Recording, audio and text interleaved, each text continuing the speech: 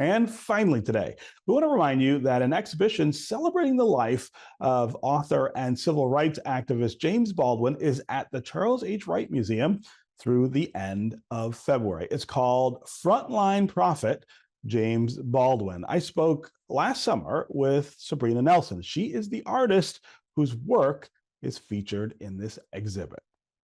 Tell me about Frontline Prophet, James Baldwin, this exhibit at the Wright. Well, I can tell you the beginnings of it and how it started. A lot of people will always ask, how did you get so obsessed with James Baldwin? And I have to respond that I wasn't obsessed with James Baldwin, but I was invited by our Detroit poet laureate, Jessica Care Moore, to travel with her in 2016 to the James Baldwin Conference at American University of Paris. I was on the plane with her, Melba Boyd, and Magdalena from U of M. And I just wanted to do as much reading as I could on James Baldwin before I got there, because I knew more about Buford Delaney, who was his mentor, who's an artist, more so than I knew about James Baldwin. And so I was invited by Jessica to paint live during her plenary session. So I'd never drawn Baldwin before, and I had done as much reading. And when I got there and I started drawing his image, I felt something. Now, I don't know how many people feel things spiritually, but I felt something, and my hairs raised on my arms, and I had never drawn him before. But I felt like he touched me. He came to me, and then I asked, after I experienced my poltergeist moment, I said, if you're here, I need you to teach me how to know you. And sometimes I feel like the spirit has jokes, because it went deep and heavy, and I've learned so many things about James Arthur Baldwin and his life and his activism and his artivism as well. So this is how it started. So it started off with small sketchbooks and drawing him during what we normally call Inktober. I didn't like the word prompts, so I changed it to Blacktober. And I said, who can I draw? This is, of course, after I came back from Paris. Who can I draw every day for 31 days? Which ended up into 91 days, because I didn't stop. Wow. So that's the beginning of this Frontline Prophet. And with Ashara and Omomisha, who are my co-curators, they came to my studio and said, hey, what are you doing with these little sketchbooks? What are they? And I said, well, I did a study of James Baldwin. And she was like, what are you doing with them? And I said, well, they're in my studio. And she says, we should do a show. And I'd already talked to a friend of mine named Mikhail Rashid about it, but I wasn't really sure how I was going to do it. And with Ashara suggesting the show travel, we've traveled now to six cities. And now, after, being home, we will go to Paris to make it a full circle. And so it's been a really amazing journey.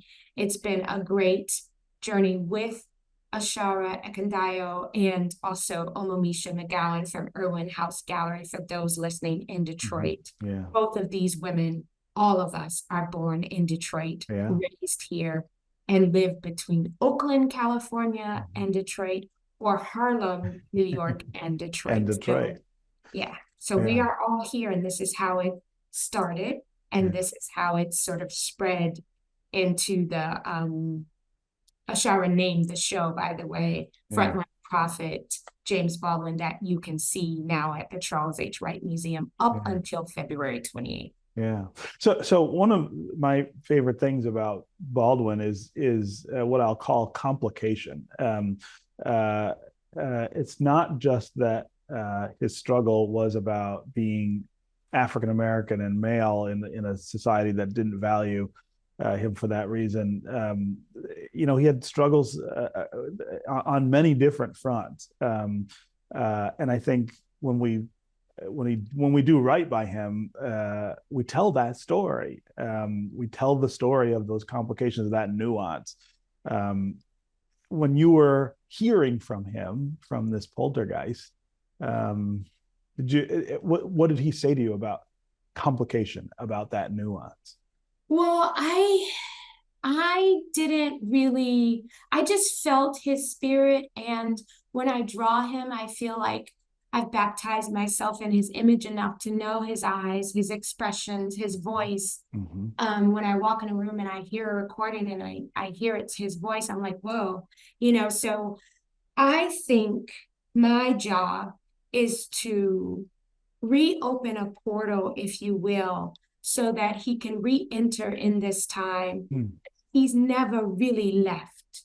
And during his physical time here with us, there were no awards given to him. Mm-hmm. And there were lots of activists who felt like he was using his platform, star power, to just be seen in the moment. But he really was concerned about, what it means to be Black in this country, where he would say things like, I picked the cotton, I built the homes, I tilled the land, and have a country that doesn't think of you as this important being, And so I think, having his visual image and also augmented reality in the museum will allow people who've forgotten who he was, what his words were, and how he walked and left a very solid footprint here with things that were happening then back in the 50s, the 60s, and now still happening here, in how we value beings less than we value land. Yeah. And so with him dying at 63 years old, and I know he died in 1987, and I was very pregnant with Mario. Oh. And so just thinking about the time that he went through between 1924 and his timeline of 1987 and what he witnessed. And so when you ask a young person who may be much younger than Mario, who James Baldwin was or is, sometimes they'll go, well, I've heard of him, but I don't really know him. So I think bringing his image back, celebrating his centennial life, adding the augmented reality will allow them to hear his voice, will allow people to see his face and think about his political views, and him as a poet who also told the truth about who we were in this country and how he had to leave this country to go away to find out who he really is. Or, sort of when you're running away, you really are running to find yourself. And you are always with you no matter where you go. So I think that journey to Paris gave him enough quietness to find who James Arthur Baldwin was. And so I think he said to me, maybe not in words, I'm coming back. I'm coming through your work and through the work of these co-curators in this museum and these journeys that we've had from Harlem to New Orleans, from New Orleans to Oakland, from Oakland to Chicago, and now in Detroit, and then to Paris. How we can hold this Frontline Prophet up and say, hey, he did some work here, and I think we need to revisit his cliff notes. Because he said some things. He even told kids in Oakland, you can beat the president.